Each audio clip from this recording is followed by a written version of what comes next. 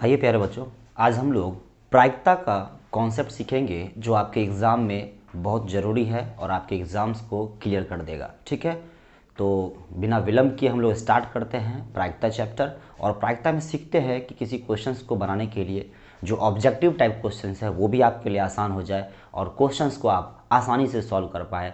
ऐसे तो ये बहुत सिंपल चैप्टर है, बहुत ही कम मार्क्स है, लेकिन आपके लिए बहुत अच्छा हो सकता है कि बहुत सारा क्वेश्चंस अगर आप समझ जाते हैं और ये बेसिक अगर आप अच्छा कर लेते हैं तो आपका यहाँ से क्वेश्चंस कभी नहीं छूटेगा। तो स्टार्ट करते हैं। सबसे पहले समझते हैं कि प्रायिकता प्रायिकता क्या है, जिसको हम लोग इंग्लिश में प्रोबेबिलिटी बोलते हैं। बिल्कुल सिंपल समझना है, ज़्यादा इसमें डिस्कस नहीं करनी है हम लोग को, सिंपल इतना समझना है ताकि हमारा क्वेश्चंस क्लियर हो जाए। जब भी कोई प्रायिकता के बारे में बात करते हैं तो प्रायिकता निकालते किसको है? कोई ऐसी घटना जब घटित होती है जिसका कि कभी भी हम उसका अंकीय मान संभव हो सकता हो, उसका बता सकते हो, उस घटना का कोई भी गणितीय मान बता सकते हैं। मतलब कोई ऐसी घटना घटित होगी जिसका एक संख्यात्मक मान हो सकता हो, उसको बोल सके संख्या के रूप में, तो हम उसका प्रायिकता ज्ञात कर सकते हैं। अर्थात जिस घटना के घटित होने की संभावना निश्चित है उसका मान जो घटना घटित हो सकता है। कुछ ऐसी घटनाएं होती है जिनका प्रायिकता निकालना संभव ही नहीं है। तो प्रायिकता ज्ञात होने के लिए सबसे पहला जरूरी तो ये है कि वो घटना ऐसा हो जिसका हम गणितीय मान दर्शा सकते हैं, गणितीय मान में लिख सकते हैं उसको। ठीक है, अब आगे बात करते हैं प्रायिकता के लिए। तो प्रायिकता में अगर हम देखते हैं कि जो भी घटना घटित होती है इसके बेस पे, तो घटना को हम लोग दो तरह से बांट दिए हैं। एक घटना है निश्चित, एक को बोलते हैं निश्चित घटना, और एक को हम बोल सकते हैं अनिश्चित अनिश्चित घटना। ठीक है, इम्पॉसिबल इवेंट और श्योर इवेंट, श्योर इवेंट और इम्पॉसिबल इवेंट। घटना जो होता है उसको हम लोग ई से नोट करते हैं, ई इवेंट होता है, घटना को हम लोग ई से रिप्रेजेंट करते हैं, जो भी घटना घटित होगी। और इसकी संख्या को, घटना की संख्या को हम लोग एन ई से रिप्रेजेंट करेंगे। एन ई का मतलब नंबर ऑफ इवेंट, जो भी घटना घटित होगा उसकी क्या संख्या है उसको रिप्रेजेंट करेंगे एन ई से, और उस घटना को रिप्रेजेंट करेंगे हम लोग ई से रिप्रेजेंट करेंगे। ठीक है, तो निश्चित घटना हो गया जिसको हम लोग संभव घटना भी कह सकते हैं, संभव घटना। और एक हो गया असंभव घटना, असंभव घटना। ठीक है, श्योर इवेंट और इम्पॉसिबल। अगर कोई घटना घटित हो रहा है, जैसे एक पासा फेंकते हैं तो आपको पता होगा पासा पे 1 से लेकर 6 तक का अंक डिजिट है। तो अगर वो 1 से 6 तक का डिजिट है और पासा फेंकने पे बाद कोई कहे कि नहीं 7 आएगा, तो ये असंभव है। क्या है ये? असंभव है। इस बात का हम क्या बोल सकते हैं? जो घटना असंभव है इसका मतलब उसका प्रोबेबिलिटी क्या हो जाएगा? 0%। क्या हो जाएगा? 0%। 0% अर्थात क्या बोल सकते हैं? 0। और जो घटना घटित होगा, जैसे बोलेंगे कि पासा फेंकने पर 7 से छोटी संख्या आएगी, तो ये बात तो सबको पता है कि उस पर 6 डिजिट है तो उनमें 6 में से कोई ना कोई एक तो आएगा ही आएगा। तो 7 से अगर छोटी है तो इसका मतलब हो गया कि ये घटना 100% घटेगा। निश्चित है 100%। इसका मतलब हुआ जो निश्चित घटना होता है उसका प्रायिकता हम क्या कह सकते हैं? 100%। 100% का मतलब में क्या हो गया? 1। 100% का वैल्यू क्या बताएंगे? 1। इसका मतलब निश्चित घटना की प्रायिकता का मान कितना हो गया? 1 या 0। अगर परसेंटेज में आप बोल सकते हैं तो 0%, ये क्या हो गया? 100%। अगर 100% से हम 1% भी आगे जाएंगे, यहाँ की 100.0% भी आगे चल जाएंगे, 1% पॉइंट बढ़ जाएंगे 100.01 या फिर 100.1, तो ये घटना घटित नहीं होगा। ठीक है ना, ये घटना की जो है मान नहीं होगी, प्रायिकता का मान नहीं होगा। 0% से कम अर्थात 0 से कम अगर हम जाते हैं तो मतलब माइनस में, तो माइनस वाला का जो है मान कभी भी प्रायिकता नहीं निकलता है। ठीक है, किसी भी ऋणात्मक संख्या जो है वो प्रायिकता का मान नहीं हो सकता है। आपको ये याद रखना है, ऋणात्मक संख्या, ऋणात्मक संख्या प्रायिकता का मान जो है वो नहीं हो सकता है। ठीक है, ऋणात्मक संख्या प्रायिकता का मान नहीं हो सकता। सिंपल याद रखना है, मान नहीं हो सकता है, नहीं हो सकता है। ठीक है ना, ऋणात्मक संख्या जैसे ही आपको माइनस में आ गया, कोई भी नंबर, चाहे वो -1 लिखा हो, -2 लिखा हो, -3/4 लिखा हो, किसी भी प्रकार से माइनस में लिखा हुआ है, ये प्रायिकता संभव नहीं है। माइनस देखेंगे आप बोलेंगे ये प्रायिकता हो ही नहीं सकता है। नेगेटिव नंबर प्रायिकता में नहीं आएगा। नेगेटिव का मतलब जो संख्या घटने वाला है, जो पॉसिबल है, जो मान आएगा वो हमेशा पॉजिटिव होगा। पॉजिटिव होगा तो नेगेटिव होने का बात ही नहीं होता है। नेगेटिव का मतलब ही हो गया जीरो में तो हो गया, घटना घटित ही नहीं हो रहा है, मतलब जीरो ही हमारा लास्ट हो गया। इसका मतलब जीरो से नीचे तो हम जा ही नहीं सकते हैं प्रायिकता में, कुछ भी नहीं है अर्थात जीरो है, माइनस में तो बोल भी नहीं सकते। इसका मतलब ये हुआ कि माइनस जो भी होगा वो किसी भी प्रायिकता का मान नहीं हो सकता है। आगे आपको दिखा कि हाईएस्ट जो होगा 100% होता है। आपको पता है अगर 7 से कम बोलते हैं पासा पे अंक आता है 1 से 6 तक, इसका मतलब हुआ कि हाईएस्ट 100% हम बोल सकते हैं किसी भी चीज़ को लेके कि 100% घटना घटित हो सकता है। तो 100% अगर हो जाएगा तो 100 से ऊपर होने का तो सवाल ही नहीं उठता है। अगर हम आपको यहाँ लिखें कि 300%, 400%, 150% या 110%, तो आप सीधा कहेंगे ये सभी प्रायिकता का मान संभव ही नहीं है। प्रायिकता का मान 100% से ज़्यादा कभी नहीं हो सकता है। तो हाईएस्ट क्या होगा इसका 100% अर्थात 1 होगा। तो अधिकतम मान 1 होगा, न्यूनतम मान 0 होगा। तो 0 और 100, हाँ अब इनके बीच का मान हो सकता है। 0% और 100% अधिकतम है, इसका मतलब 0 से लेके 100 के बीच में जो है जितना भी मान बोला जाएगा, आपको बोला जाएगा 15%, 20%, 50%, 80%, ये सभी आपको यहाँ तक कि 99%, ठीक है, ये सभी का सभी वैल्यू 0 से 100% के बीच में आता है।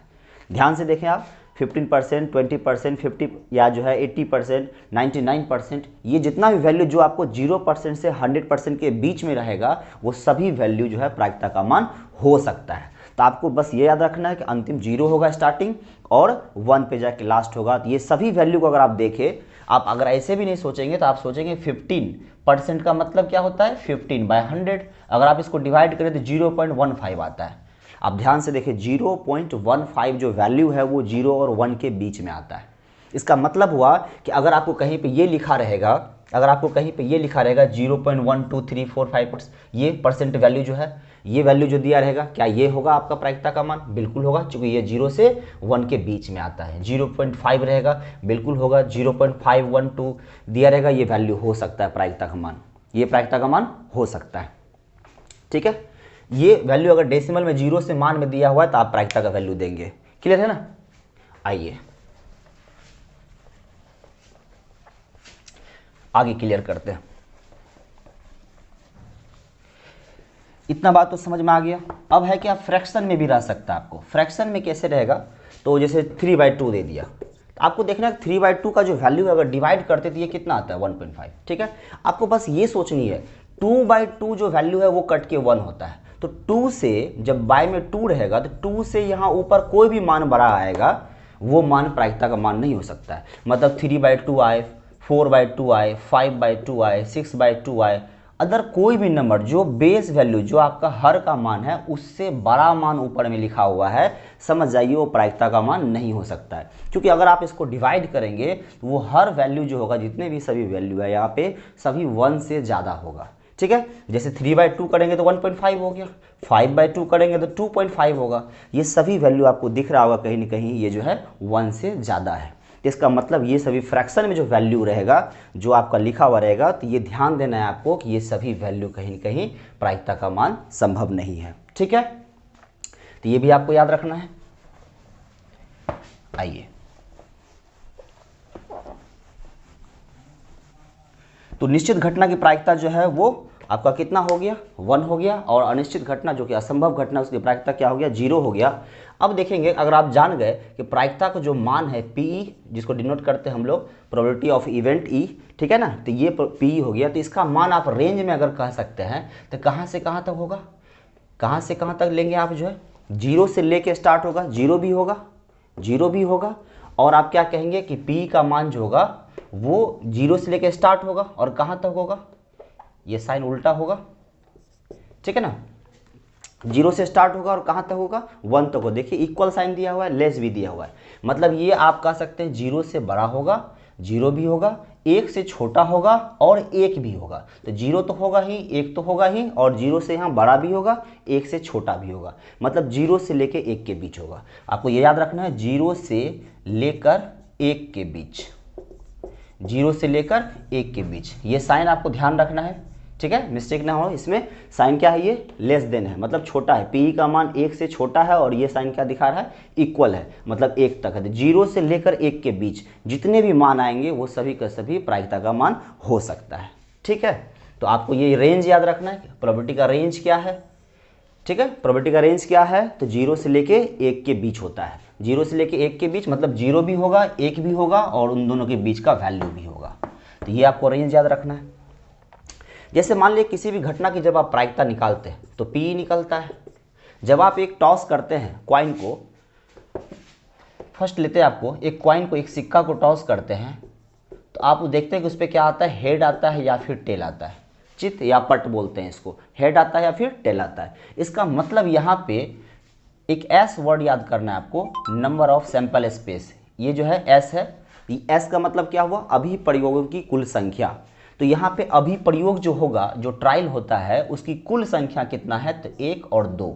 मतलब जो भी हम लोग प्रयोग करने वाले हैं उनमें जो जो इवेंट आता है, एच, चित और पट जो है, इसकी कुल संख्या, अभी प्रयोगों की कुल संख्या जो है उसको हम लोग यहाँ पर नोट करेंगे। तो एन एस कितना हो गया, 2 हो गया। अगर आप 2 सिक्का लेंगे, 2 सिक्का लेंगे यहाँ पे, तो 2 सिक्का में क्या बोलेंगे, दोनों पर हेड आ सकता है, या फिर एक पर हेड होगा दूसरे पर टेल होगा, या फिर टेल पहले पर होगा दूसरे पर हेड होगा, या फिर दोनों पर टेल होगा। इस तरह आप क्या कर सकते हैं, 1 2 3 और 4, मतलब एन एस कितना हो जाएगा, यहाँ पे 4 हो जाएगा। आपको याद रखना है, एन एस तुरंत फाइंड करना है। जब भी कोई क्वेश्चन रहेगा, चाहे वो 1 सिक्का से हो, 2 सिक्का से हो, 3 सिक्का से हो, या किसी थैला में जो है गेंदों की संख्या से रिलेटेड हो, ठीक है, या फिर ताश की गड्डी से हो, सभी में आपको कुल संभव परिणाम जो है, टोटल सैंपल स्पेस जो है, आपको सबसे पहले याद रखना है। ये आपको तुरंत पता कर लेनी है, ठीक है। कई बार ये भी ऑब्जेक्टिव क्वेश्चन बन सकता है आपके लिए कि 2 सिक्का उछालने पर कुल संभव परिणाम की संख्या क्या होती है। तो 2 सिक्का जब उछालेंगे तो कुल संभव परिणाम कितना होगा, 4। 1 सिक्का उछालेंगे तो कितना होगा, 2 हो जाएगा। अगर 3 सिक्का उछालते हैं, 3 सिक्का लेते हैं, तो 3 सिक्का में क्या होगा आपका, चलिए देखते हैं 3 सिक्का में क्या होगा आपका। तीनों पर क्या आ जाएगा, ध्यान से देखेंगे, तीनों पर हेड आ सकता है, ठीक है, या 2 पर हेड आएगा, तीसरे पर टेल हो सकता है, या फिर 1 पर हेड होगा, बाकी 2 पर टेल हो सकता है, या तीनों पर टेल हो सकता है। क्लियर है, या फिर पहले 2 पर टेल होगा और तीसरे पर हेड हो सकता है। इस तरह याद रखना है, पहले यहाँ से हेड हटाएंगे टेल आएगा, यहाँ से भी हेड हटाएंगे फिर दूसरे पर टेल आएगा, फिर यहाँ से भी हटाएंगे तीनों पर टेल आएगा, फिर यहाँ पे 2 पर टेल रखेंगे फिर हेड आएगा, फिर ये टेल हटाएंगे तो यहाँ से क्या होगा, 2 हेड हो जाएगा। इस तरह करके 6 हो गया। अब 2 स्पेशल में क्या याद रखेंगे, हेड टेल हेड और फिर टेल हेड टेल। कुल देखें तो आप इस तरह टोटल 8 हो गया। तो एन एस कितना हो गया यहाँ पर, 8 हो गया, सॉरी हाँ ठीक है 8 हो गया। कितना हो गया एन एस यहाँ पे टोटल, 1 2 3 4 5 6 7 8 हो गया। तो आपको यहाँ पे कुल संभव परिणाम क्या याद रखना है, 8 है टोटल, कोई दिक्कत नहीं। तो 3 सिक्का तक का क्वेश्चन क्लियर है। यहाँ से आपको ज़्यादा से ज़्यादा क्वेश्चन 1 सिक्का 2 सिक्का और 3 सिक्का पे आ सकता है। अब इसमें क्वेश्चंस क्या पूछेगा आपको यहीं पे बात करते हैं, फटाफट इसका आंसर आप लोग तुरंत दे सकते हैं। 1 सिक्का जब पूछेगा तो कुल संभव परिणाम आपको पता है, तो आपका प्रायिकता का जो फॉर्मूला बनता है, वो प्रायिकता का फॉर्मूला क्या बनता है, एक बार उस फॉर्मूले को समझ जाते हैं।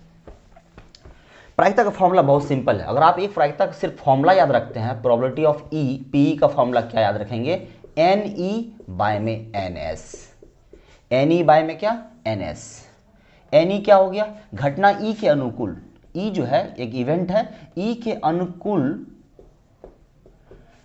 के अनुकूल परिणामों की संख्या, ठीक है। अब बाय में अभी प्रयोगों की कुल संख्या, अभी प्रयोगों की कुल संख्या, या सिंपल में कह सकते हैं ऊपर में जो हो गया क्या हो गया, नंबर ऑफ आउटकम्स, और बाय में क्या हो गया, ऑफ ई जो है इवेंट का ई है, और नीचे क्या हो जाएगा, टोटल सैंपल स्पेस हो जाएगा। तो N E by N S, short में आपको याद रखेंगे N E by N S.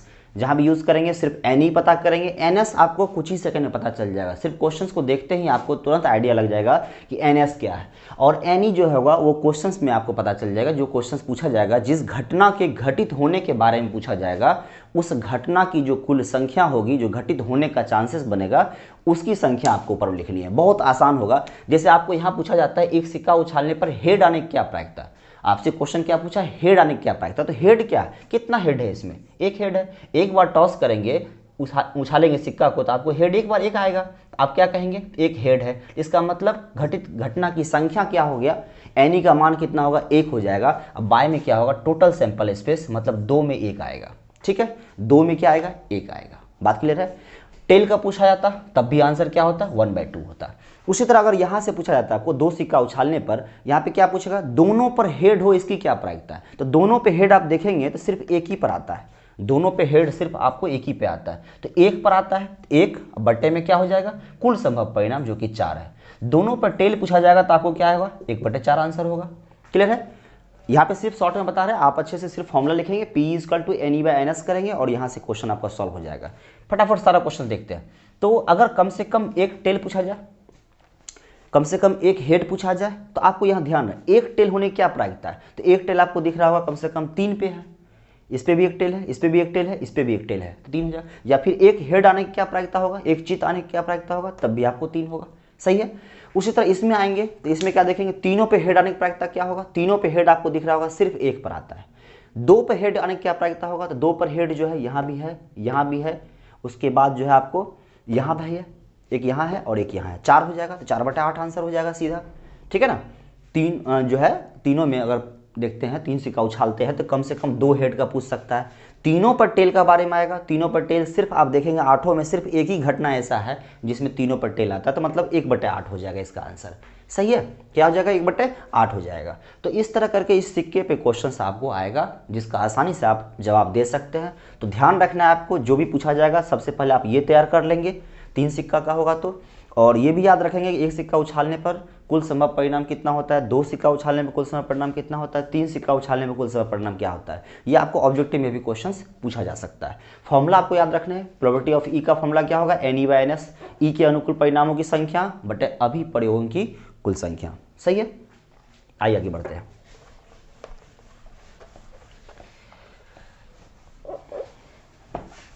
बस एक रिवीजन है आपका, फटाफट तो कि आप जो आपका एग्जाम में काम आ जाए। अब आइए पासा पे बात करते हैं, डाइस पे। तो डाइस पे आपको ध्यान देना है, डाइस पे आपका नंबर क्या होता है, 1 2 3 4 5 एंड 6 होता है। ठीक है ना।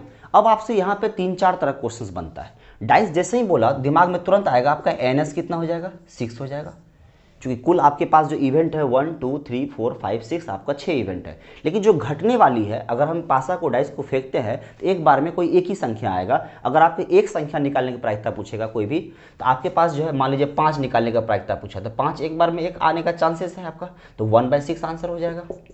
ठीक है। लेकिन यहाँ पे कुछ क्वेश्चन इंपॉर्टेंट बनता है। वो क्या क्वेश्चन है, आपको यहाँ पे संख्या को याद रखना है। संख्या क्या सर, जैसे सम संख्या पूछ सकता है आपसे, इसमें कौन कौन सम संख्या है, 2 है, 4 है, 6 है, 2 है, 4 है और 6 है, ये ध्यान रखना है। आपको पूछ सकता है विषम संख्या पर आधारित कि एक पासा फेंके और विषम संख्या आने की क्या प्रायिकता है। विषम संख्या होता कितना है, इसमें 3 होता है, तो 1 3 और 5, 1 3 और 5। फिर पूछेगा आपको अभाज्य संख्या से रिलेटेड क्वेश्चन, अभाज्य संख्या जिसमें 2 है, 3 है और 5 है, 2 है, 3 है और 5 है। भाज्य संख्या से पूछ सकता है, भाज्य संख्या कितना है, 4 है और 6 है, 4 है और 6।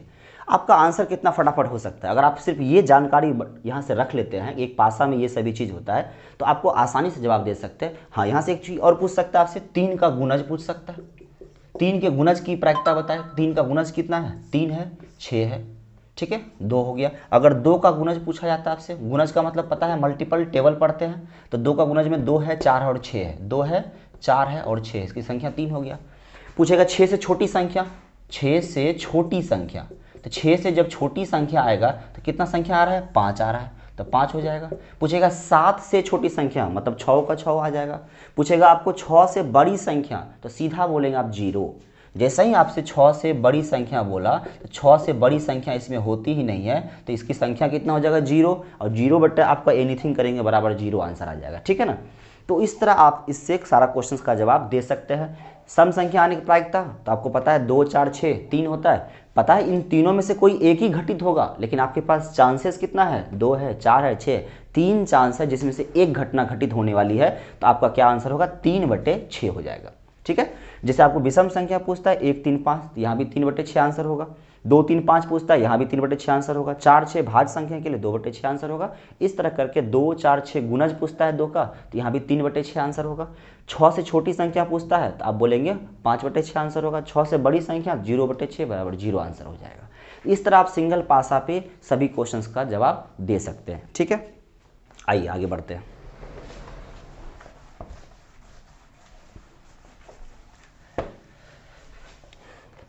अब दो पासा पे आप कम से कम कुछ चीज़ तो याद ही रखें। जैसे दो पासा पे टोटल NS कितना हो जाता है, तो 6 गुना 6 36 हो जाता है। अब ये कैसे आपको याद रहेगा, तो आप बहुत सिंपल लिख सकते हैं। जैसे एक एक का मान लीजिए, एक पासा पे पहली पासा पे है 1 आता है और बाकी पे हम चेंज करते जाएंगे। 1 1 आता है, 1 2 आता है, फिर 1 पर 3 आएगा, फिर 1 4 आएगा, 1 5 आएगा और 1 6 आएगा। इस तरह करके आपका एक पहला कंडीशन होगा। फिर उसी तरह आपको पता है 2 से स्टार्ट होगा, मतलब पहली पासा पे 2 रखेंगे, बाकी पे फिर 6 चेंज करते जाएंगे, तो लास्ट में कितना 2 6 आ जाएगा। उसी तरह 3 का सीरीज बनाएंगे, 3 1 से लेके 3 6 तक पहुंचेंगे। फिर 4 का सीरीज लिखेंगे, 4 1 4 2 4 3 4 4 इस तरह करके, तो फिर 4 6 का सीरीज लिखेंगे। फिर 5 1 का सीरीज लिखेंगे, ठीक है, और ये लास्ट में 5 6 हो जाएगा। और फिर 6 1 का सीरीज लिखेंगे और लास्ट में 6 6 आ जाएगा। कुल मिला के देखें तो आपको 36 कंडीशन बनता है। कितना बनता है? 36। अब आपको सोचना है इस पर क्वेश्चंस क्या रहेगा। इस पर बहुत सारा क्वेश्चंस बनता है, ढेर सारा क्वेश्चंस बन जाता है यहाँ पे। लेकिन आपको यहाँ पता है कि कुल संभव परिणाम 36 है। एक चीज़ तो पता हो गया आपको, NS फिक्स हो गया। आप सिर्फ क्वेश्चंस में आपको जो दिया रहेगा उसके बेस पे आपको NE पता करना है, ठीक है, नंबर ऑफ इवेंट पता करना है। और जैसे नंबर ऑफ इवेंट पता होगा तो प्रोबेबिलिटी का फॉर्मूला लगाएंगे, NE/NS, आपका आंसर सामने रहेगा। यहाँ से क्वेश्चन क्या आ सकता है? सबसे पहला आता है कि दो पासा फेंकने पर दोनों पर एक ही संख्या आने की प्रायिकता। एक ही संख्या क्या क्या होता है? 1 1 2 2 3 3 4 4 5 5 और 6 6। इसका मतलब 6 ऐसी जो है इवेंट होगा, ऐसी प्रयोग होगी जिसमें कि आपको बराबर संख्या आएगा, ठीक है। तो इसका मतलब 6 हो गया, तो 6/36 आंसर आपका कटा के 1/6 आंसर हो जाएगा। अब आपको क्या क्या क्वेश्चन आएगा? दोनों पर पासा के दोनों अंकों पर आने वाली संख्या का जोड़ अगर 12 दे दिया हो तो सिर्फ 12 एक ही पे आता है, 6 6 मिलके 12 होता है, ठीक है, तो 1/36 आंसर हो जाएगा। इसी तरह करके जोड़ करके बहुत सारे क्वेश्चन बनेंगे। या आपको क्वेश्चन आ सकता है दोनों पर सम संख्या हो, ठीक है, दोनों पर विषम संख्या हो, दोनों पर विषम संख्या हो। तो अगर आप ये डेटा बना लेते हैं तो अगर यहाँ से क्वेश्चंस बनता है तो आप बस क्वेश्चंस का मीनिंग पकड़ेंगे। दोनों पर विषम, जैसे 1 1 देखिए विषम है ना, क्लियर, 1 1 विषम है। उसी तरह जैसे 2 6 सम होता है, तो दोनों पर सम संख्या, दोनों पर विषम संख्या, या दोनों के अंकों का योग 10 हो, दोनों के अंकों का योग जो है 12 हो, या दोनों का अंकों का गुणनफल 36 हो, तो आपको ध्यान रखना है 36 में भी 6 गुना 6 36 होता है। बाकी सब इसमें आपको कम आएगा, ठीक है। तो 36 से छोटी संख्या आने का सीधा आपको 35 हो जाएगा, ठीक है ना। 36 से अगर बड़ी संख्या लेंगे तो सीधा 0 आ जाएगा। तो ये सब आपको यहाँ से नॉलेज मिल जाएगा। अगर ये डेटा आपका तैयार है तो आप आसानी से यहाँ से क्लियर कर सकते हैं दोनों पासा के बेस पे। चलिए आगे बढ़ते हैं।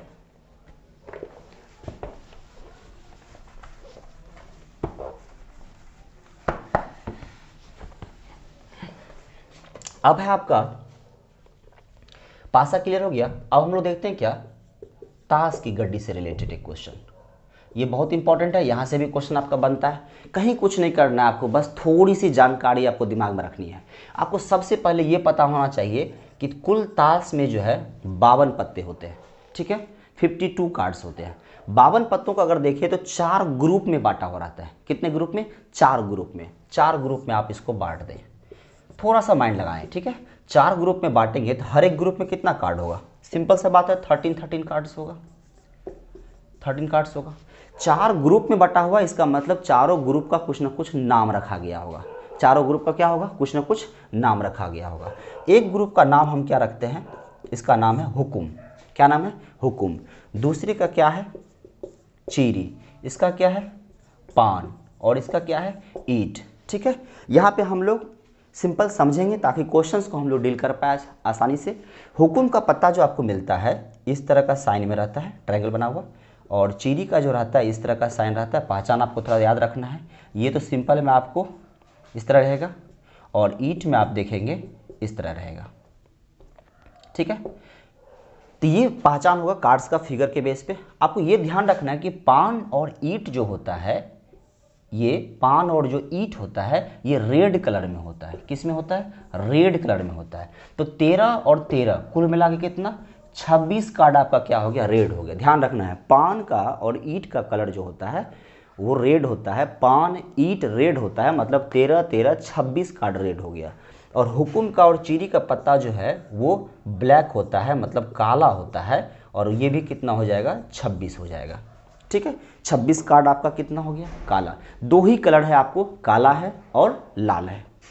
अब हुकुम, चीरी, पान, ईंट, ये ग्रुप है, ध्यान रखना है, ये ग्रुप है। इस हुकुम के ग्रुप में भी 13 कार्ड है, चीरी में भी 13 कार्ड है, पान में भी 13 कार्ड है, ईंट में भी 13 कार्ड है। अब सबसे पहली बात, जो 13 कार्ड है वो 13 कार्ड है कौन सब, आपको उसका नाम भी माइंड में रखनी है। 2 से स्टार्ट होता है नंबर, 2 3 4 5 6 7 8 9 10 तक नंबर होता है, 2 से लेके 10।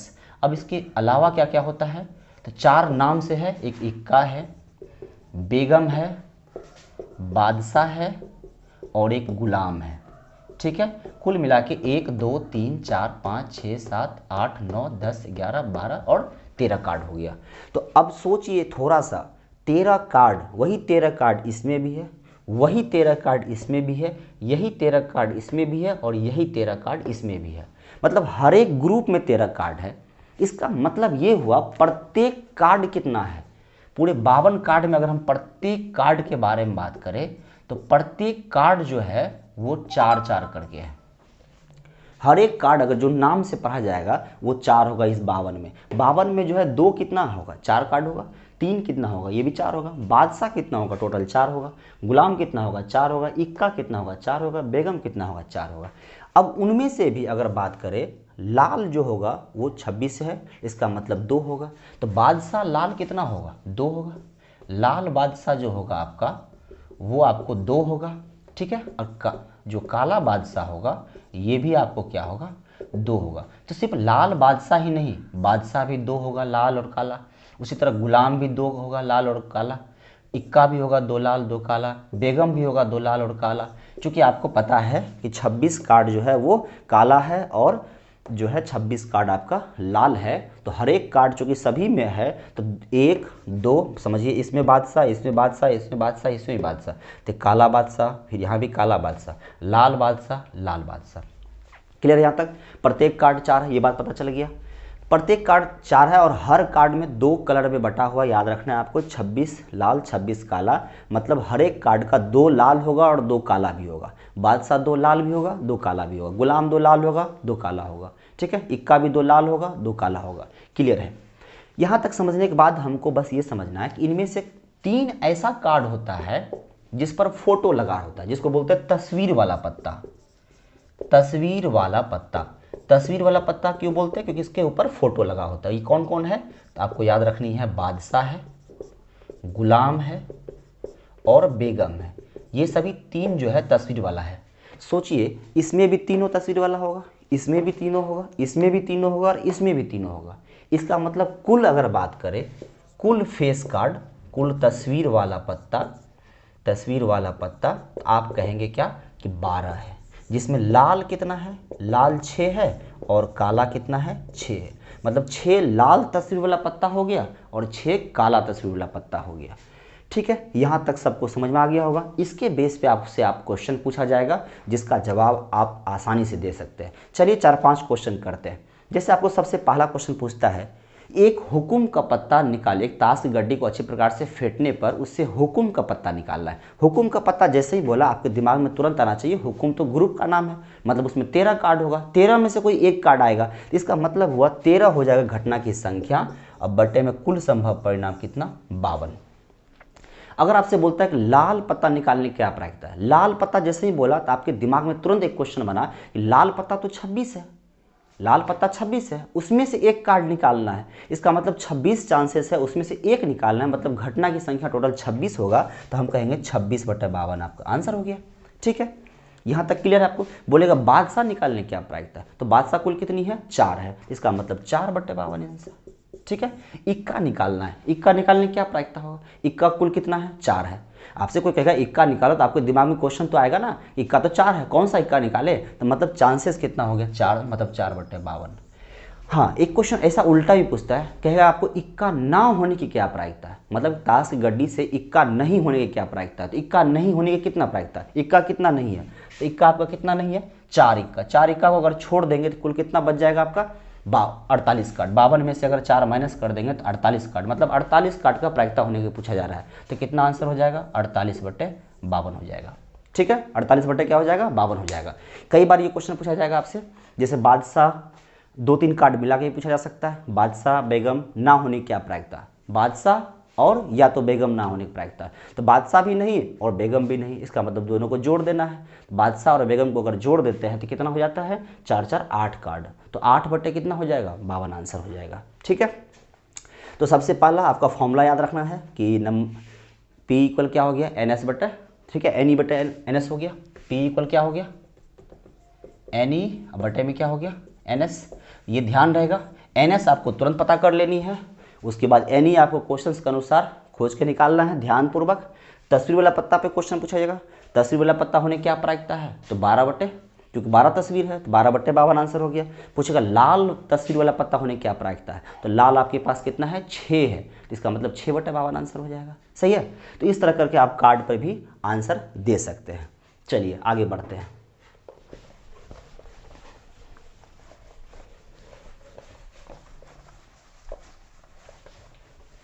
अब आपको एक क्वेश्चन आता है थैला से रिलेटेड, उसमें आपको क्या देखना है, जैसे एक थैला है, अब उस थैले में क्या है, मान लीजिए थैला है, इसमें 5 लाल गेंद है, 5 काली गेंद है और 5 हरी गेंद है, या अलग अलग नंबर ले लेते हैं, 6 है, 7 हरी गेंद है, ये सभी गेंद है। तो जैसे ही आपको थैला के बारे में बात बोला तो इसमें जितना भी चीज़ होगा आपका वही एन एस बन जाएगा। तो एन एस कितना हो जाएगा, 5 + 6 + 7, 6 × 5 = 11 और 7 जोड़ेंगे 18, मतलब कुल संभव परिणाम आपका 18। अब यादृच्छा बिना देखे आपको इससे कुछ भी गेंद निकालने के लिए कहा जाएगा। जैसे पूछा जाएगा कि लाल गेंद होने की क्या प्रायिकता है, तो आपके पास पता है 5 लाल गेंद है, तो आंसर क्या बोलेंगे, 5 बटे 18। ठीक है, अगला क्वेश्चन आपका क्या पूछेगा, आपसे पूछा जाएगा कि 6 काली गेंद होने की क्या प्रायिकता है, तो 6 बटे 18 बोलेंगे आंसर। पूछेगा लाल या काली होने की क्या प्रायिकता है, इसका मतलब दोनों के बारे में बात हो रहा है, लाल या काली, या तो लाल या काली, मतलब 6 × 5 = 11 बटे 18 आंसर। ठीक है, पूछेगा हरी गेंद नहीं होने की क्या प्रायिकता है, तब भी 11 बटे आंसर। पूछेगा लाल गेंद नहीं होने की क्या प्रायिकता, नहीं होना मतलब इसको छोड़ के बात कर रहा है, तो 6 और 7 13 बटे 18 आंसर। इस तरह करके थैला पे भी क्वेश्चन आता है जो आप आसानी से ज्ञात कर सकते हैं। चलिए ठीक है, ये भी आपको समझ में आ गया होगा। अब एक फॉर्मूला बनाते हैं, जैसे एक घटना होता है P, तो जब इस घटना घटित होता है तो घटना ना घटित होने का क्या कहते हैं हम लोग, PE'। ठीक है, एक हो गया घटना और एक हो गया घटना नहीं।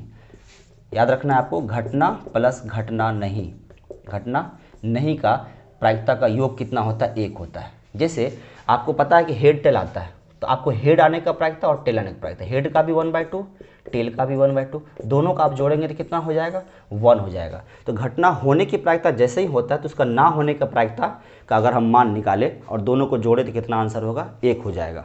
मतलब घटना और घटना नहीं की प्रायिकता का सम कितना होता है, 1 होता है। अब यहाँ पे आपको क्वेश्चन कई बार क्या करेगा, जैसे पी का मान दे दिया 0.05, तो आपसे तुरंत पूछेगा PE' मतलब घटना नहीं का प्रायिकता बताओ, तो आप क्या करेंगे, यहाँ से तुरंत फॉर्मूला तैयार कर लेंगे। PE' इक्वल क्या होगा, 1 - PE हो जाएगा, 1 - PE हो जाएगा। तो 1 में से 0.05 माइनस करेंगे तो 0.95 आपका आंसर हो जाएगा। क्या हो जाएगा, 0.95 आंसर हो जाएगा। तो चलिए इतना क्लियर हो गया होगा सर, सभी टॉपिक पर डिस्कस कर दिए हम। आप इन सभी से रिलेटेड क्वेश्चंस को डील कर सकते हैं, समझ सकते हैं, और कुछ क्वेश्चंस को आप प्रैक्टिस में ला सकते हैं।